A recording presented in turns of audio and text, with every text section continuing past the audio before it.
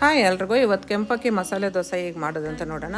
1.5 glass ಕೆಂಪಕ್ಕಿ, boiled rice 1.5 glass, 1 glass ಉದ್ದಿನಬೇಳೆ, 1 spoon ಮೆಂತ್ಯ ಹಾಕಿ ನೆನೆಸಿದ್ದೆ. ಇವಾಗ ಅಕ್ಕಿನ ರುಬ್ಬೋಕ್ಕಿಂತ ಮುಂಚೆ ಒಂದು ಅರ್ಧ ಅವರ್ ಮುಂಚೆ ನಾನು ಅವಲಕ್ಕಿ ಕೂಡ ನೆನೆಸ್ಕೊಂಡಿದ್ದೆ, ಒಂದು ಅರ್ಧ ಗ್ಲಾಸ್ ಹಾಕಿ. ಅವಲಕ್ಕಿ ಅಕ್ಕಿ ಎಲ್ಲ ಮಿಕ್ಸ್ ಮಾಡಿ ಇವಾಗ ರುಬ್ಕೊಳ್ಳೋಣ. ಈ ಥರ ನೈಸಾಗಿರಬೇಕು ಹಿಟ್ಟು. ಇವಾಗ ರುಬ್ಬಿದಾಗಿದೆ. ಇವಾಗ ಉಪ್ಪಾಕಿ ನೈಟೇನೆ ನಾನು ಕಲಿಸ್ದೆ. ಆಚೆ ಮಳೆ ಬರ್ತಾಯಿತ್ತು, ಅದು ಉಬ್ಬುತ್ತೋ ಇಲ್ವೋ ಅಂತ ಅಂದ್ಕೊಂಡು ಓವನಲ್ಲಿ ಇಟ್ಟಿದ್ದೆ ನಾನು. ಈ ಥರ ಚೆನ್ನಾಗಿ ಉಬ್ಬಿದೆ. ಇವಾಗ ಮಸಾಲೆ ದೋಸೆಗೆ ಇವಾಗ ಮೆಣಸಿನ್ಕಾಯಿನ ಬಿಸಿನೀರಲ್ಲಿ ಇಟ್ಟಿದ್ದೆ. ಅದು ಮೆಣಸಿನ್ಕಾಯಿ, ಜೀರಿಗೆ, ಬೆಳ್ಳುಳ್ಳಿ, ಉಪ್ಪು ಹಾಕಿ ರುಬ್ಕೊಂಡೆ.